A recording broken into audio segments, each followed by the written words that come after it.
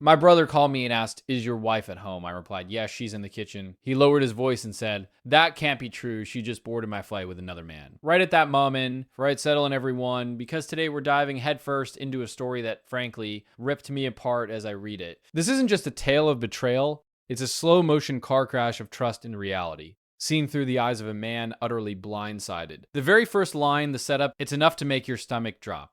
My brother called me and asked, "Is your wife at home?" I replied, "Yes, she's in the kitchen." He lowered his voice and said, "That can't be true. She just boarded my flight with another man." Right at that moment, just oof. You can feel the air being sucked out of the room, can't you? That chilling, disembodied voice on the phone delivering a gut punch that would shatter most people. Our protagonist, Alex, that's the name we'll give him for this journey, was about to have his entire world inverted. His foundation, his rock, his wife Sarah, apparently thousands of miles away, while he thought she was just a few feet from him making dinner. This, my friends, is where our story truly begins. Making dinner. This, my friends, is where our story truly begins. Before the storm, before the devastating phone call, Alex's life was, by all accounts, a picture of quiet contentment. He described it as almost idyllic, the kind of normalcy we all crave but often take for granted. He worked a stable job in IT, the kind that paid well, offered good benefits, and allowed him to maintain a comfortable suburban home. Sarah, his wife, was a vibrant, charming woman, an event planner whose social energy complemented his more introverted nature perfectly. They'd been together for nearly 8 years, married for 5, and their routine was a well-oiled machine of shared dinners, weekend hikes, and quiet evenings watching movies. Alex often spoke of Sarah as his anchor, the person who brought color and excitement into his life. He wasn't a flashy guy. He enjoyed his hobbies, woodworking, reading, spending time with his close-knit family. Sarah, on the other hand, was the life of the party, always planning something, always surrounded by friends. He admired that about her truly. He saw it as her independent spirit, her zest for life. Independent spirit, her zest for life. Looking back, he recalled moments, little flashes of something different, but they were always overshadowed by her dazzling smile or a perfectly timed joke. He was, to put it simply, deeply in love and deeply trusting. He was, to put it simply, deeply in love and deeply trusting. This is a classic setup for vulnerability, isn't it? When we're deeply invested, when we built our lives around someone, our brains are wired to protect that investment. We seek consistency, and any deviation, any little blip in the pattern often gets rationalized away. It's what psychologists refer to as confirmation bias. We tend to interpret new information in a way that confirms our existing beliefs. Alex believed Sarah was loyal, loving, and honest. So when tiny incongruities arose, his brain automatically filtered them through that lens. Oh, she's just busy, or she's just stressed, or I must have misunderstood. It's not a flaw in character. It's a fundamental human tendency that, in this case, would leave him spectacularly unprepared for the truth.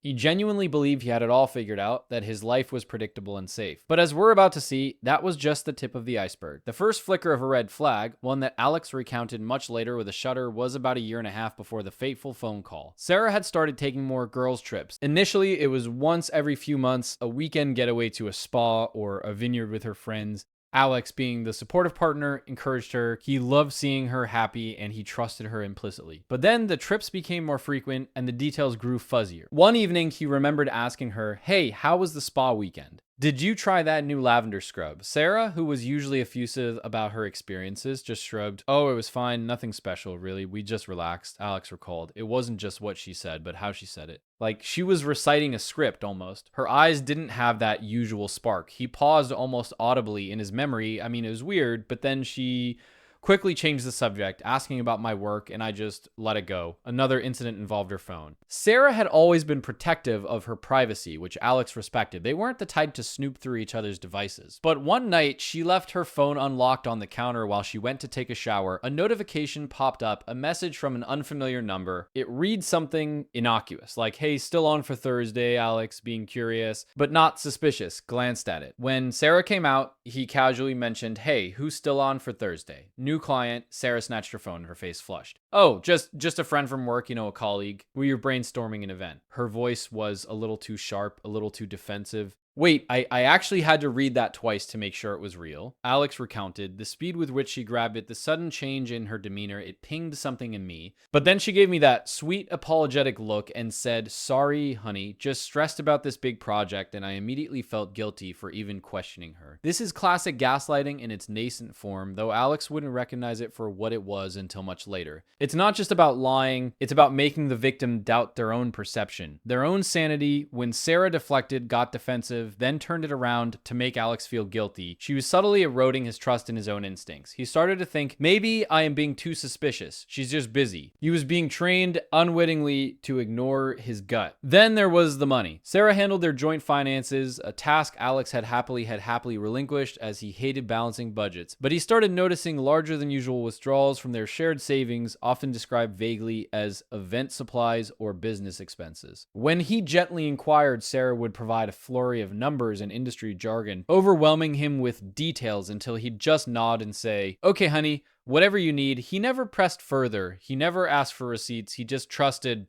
The final, most glaring red flag before the catalyst moment was a sudden change in her appearance. Sarah, always well-groomed, started investing heavily in new clothes, expensive salon treatments, and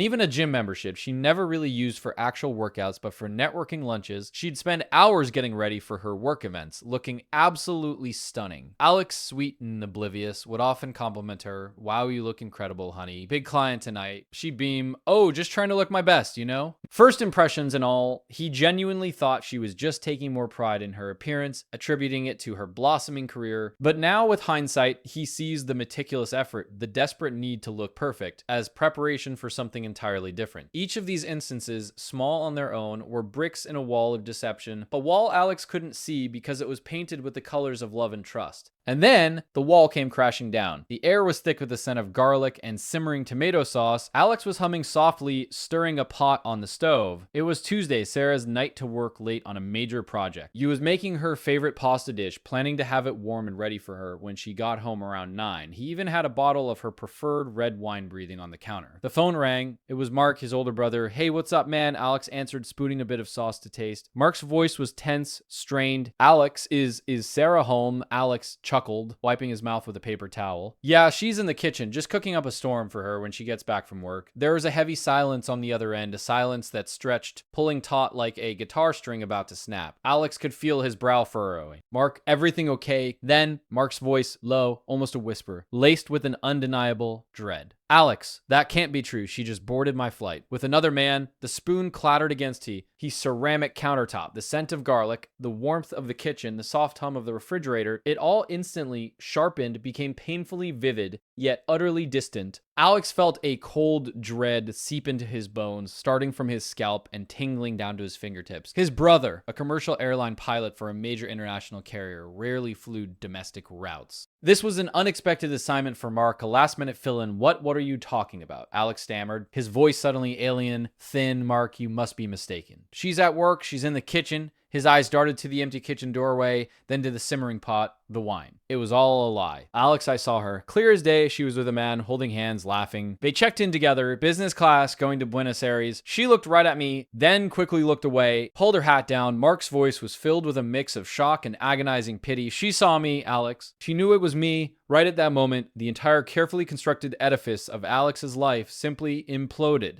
The sound of the sauce bubbling in the pot, which moments ago had been comforting, now seemed sinister, mocking. The kitchen, usually a sanctuary, felt cavernous and empty. He could almost physically feel the disconnect, the universe tearing apart at the seams. It wasn't just betrayal, it was an existential horror. His reality was dissolving. The woman he loved, the woman he trusted implicitly, was not just cheating, but was doing so with such audacious indifference, thousands of miles away, on his own brother's flight to a different continent. The sheer audacity of it, the cold calculated deception, was almost too much to bear. His mind reeled, trying to reconcile the woman making dinner in his kitchen with the woman boarding a flight to Argentina with another man. And it was impossible. Yet his brother's steady, heartbroken voice was undeniable. This was the slow motion moment where everything broke, shattering into a million irreparable pieces. The phone slipped from Alex's numb fingers, hitting the floor with a soft thud. He didn't even notice. All he could hear was the echo of Mark's words. The image of Sarah, laughing, boarding a flight with another man, his mind, scrambling for an explanation, cycled through a dizzying array of impossibilities. A doppelganger, a misunderstanding, but Mark's certainty, his palpable distress cut through all attempts at self-deception. Alex stood there, frozen for what felt like an eternity. The world outside his kitchen, the chirping crickets, the distant hum of traffic, faded into an indistinct background noise. His focus narrowed to the single, searing pain in his chest, a sensation he would later describe as his soul being ripped from his body. The pasta water boiled over, hissing violently on the stovetop, but he didn't move. He simply stared, unseeing, at the steam rising from the pot. This immediate visceral shock is a classic manifestation of cognitive dissonance. Alex's deeply held belief that Sarah was loyal and loving was directly contradicted by overwhelming evidence. His brain was struggling to reconcile these two opposing realities. The effort to bridge that gap, to make sense of the senseless, caused immense psychological distress. It's like trying to force a square peg into a round hole. Only the peg is his entire worldview. After what might have been 10 minutes or an hour,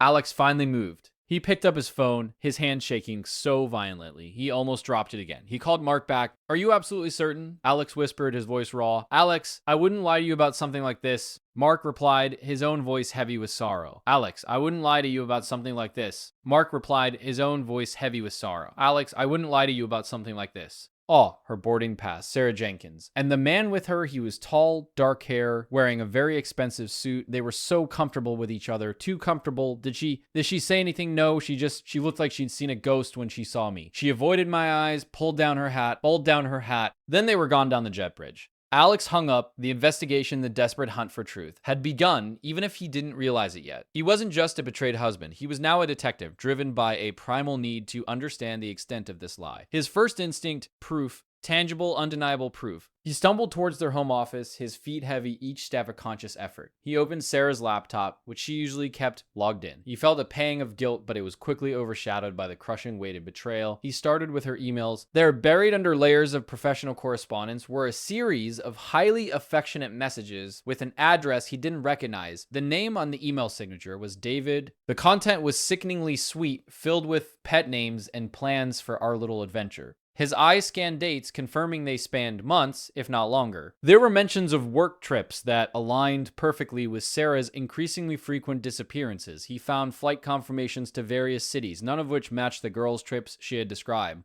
Then he went to their shared bank accounts. Sarah had always handled the finances, and Alex had never questioned it. He now saw large sums withdrawn, far exceeding typical event planning expenses. He traced several of these withdrawals to various luxury hotels and high-end restaurants in the cities mentioned in the emails. The evidence was piling up, a suffocating mountain of deceit. He even found a separate Dick card statement hidden in a dusty folder under Sarah's maiden name. On it were charges for designer clothes, expensive jewelry, and, wait for it, a hefty payment to a travel agency specializing in exotic romantic getaways. Wait for it, a hefty payment to a travel agency specializing in exotic romantic getaway. My jaw actually dropped when I read that part. This wasn't just a fling, this was an entirely separate life, meticulously constructed and maintained. He frantically checked their home security camera footage, the one facing the driveway. He scrolled back through the day. He saw Sarah leaving the house not in her usual work attire, but in smart casual wear, carrying a small stylish carry-on. She waved goodbye to the camera, a practiced, saccharine smile on her face. This was hours before she was supposed to be at work. The footage confirmed it. The woman he thought was in the kitchen was indeed not there. Alex's investigation took him down a rabbit hole of discovery. He called mutual friends, casually asking about Sarah's work trips, only to find their answers vague and inconsistent. No one seemed to know specific details, only that Sarah was always so busy with her big events. He started cross-referencing information, pulling apart the carefully woven tapestry of lies thread by thread. The man, David, was identified through an online search of one of the email addresses, a high-flying executive,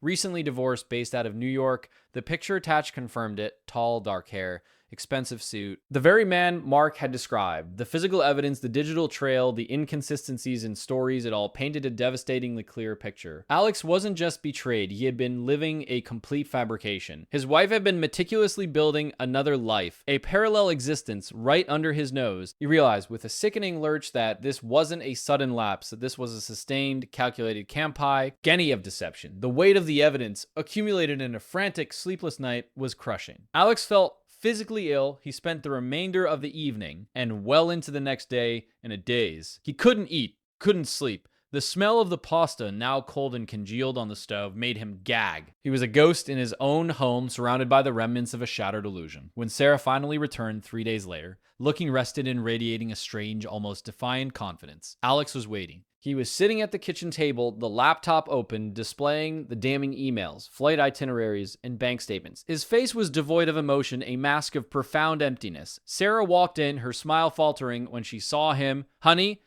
what's wrong? Why are you sitting in the dark? She tried to feign concern, but Alex could see the flicker of recognition, the instant calculation in her eyes. He didn't speak. He just gestured to the laptop screen. Sarah's eyes widened, then narrowed. Her posture stiffened. What is this, Alex? Are you spying on me? Her voice was sharp, accusatory, an immediate defensive strike. Buenos Aires, Sarah. Alex's voice was a flat monotone. On my brother's flight, with a man named David, her face went pale. The color drained, leaving her looking suddenly vulnerable, caught. But that vulnerability quickly morphed into something harder, colder. This, my friends, is often where the dark triad personality traits begin to show their true colors. But when is it these traits, narcissism, Machiavellianism, and psychopathy, are characterized by a callous lack of empathy, a willingness to exploit others, and a grandiose sense of self-importance. Sarah was now exhibiting a chilling absence of remorse, instead choosing to attack. How dare you go through my private things? She spat, her voice rising. You have end. Oh right, this is an invasion of my privacy. My brother saw you, Alex stated, unwavering. He saw you boarding his flight, holding hands with him. Your emails, our joint account, the credit card you hid, the but N5 log more joint account. The credit card you hid. He laid out each piece of evidence like an accusation, one by one. Sarah deflated for a moment, then straightened up, a defiant glint in her eyes. Fine, she yelled. So what if I went to Buenos Aires? I needed a break. You're always so boring, Alex, always stuck in your routine. I needed excitement. I needed someone who understood me. She then launched into a tirade, blaming him for her unhappiness, for his supposed lack of attention, for everything that had driven her to this. It was a textbook case of projection, twisting the narrative to make him the villain in her story. You are always so wrapped up in your little woodworking projects, you never even noticed me. You never made me feel special enough. Let that sink in for a second. I interject here. She isn't apologizing. She isn't expressing regret. She's justifying her actions by attacking Alex, by tearing down his character and their entire relationship. This is the hallmark of someone who lacks the capacity for genuine empathy and accountability. Alex listened, his heart aching, but also hardening. The justifications, the accusations, they were hollow. They rang false against the undeniable truth of her actions. There was no remorse, no apology, just an aggressive defense and a desperate attempt to shift blame. The fallout was swift and brutal. Alex immediately initiated divorce proceedings. Sarah, still in denial of her responsibility, attempted to fight him, claiming emotional distress and even trying to leverage her discovery of Alex's snooping as a counter-argument. She hired a lawyer who, sensing the weakness of her case and the mountain of evidence Alex had meticulously collected, advised her to settle. The separate credit card, the hidden transactions, and especially the witness testimony from his brother made her position untenable. The legal battle was messy but ultimately conclusive. Alex secured the house and a fair division of assets, a process made easier by Sarah's clear financial mismanagement and deceit. Emotionally, however, the scars ran deep. The man who once found solace in normalcy now found it terrifying. He questioned everything, his judgment, his perception, his ability to trust. The social consequences were significant too. Many mutual friends, upon hearing the truth, distanced themselves from Sarah, unable to stomach her blatant betrayal and subsequent lack of remorse. Some tried to mediate, but Alex made it clear there was no turning back. It took Alex years to fully heal, to rebuild his sense of self and his capacity for trust. He went to therapy, processing the grief not just for the loss of his marriage, but for the loss of the future he had envisioned and the person he thought Sarah was. He learned to identify the subtle manipulation, the red flags he had once overlooked. His final thoughts, his lesson learned, were profoundly impactful. Trust is earned, not given blindly. And when your gut tells you something is off, listen to it. Don't rationalize away the discomfort just to preserve a comfortable illusion. The truth, no matter how painful, is always better than a beautiful lie. He also realized that sometimes the most profound betrayals come from those closest to us, not because we are flawed, but because some people are simply capable of monumental deceit. Alex emerged from the ashes not unscathed, but undeniably stronger, wiser, and with a renewed appreciation for genuine connection and unwavering honesty. And I, for one, hope he finds that genuine connection again, free from the shadows of deceit. This story, though heartbreaking, is a stark reminder to trust your instincts and value truth above all else.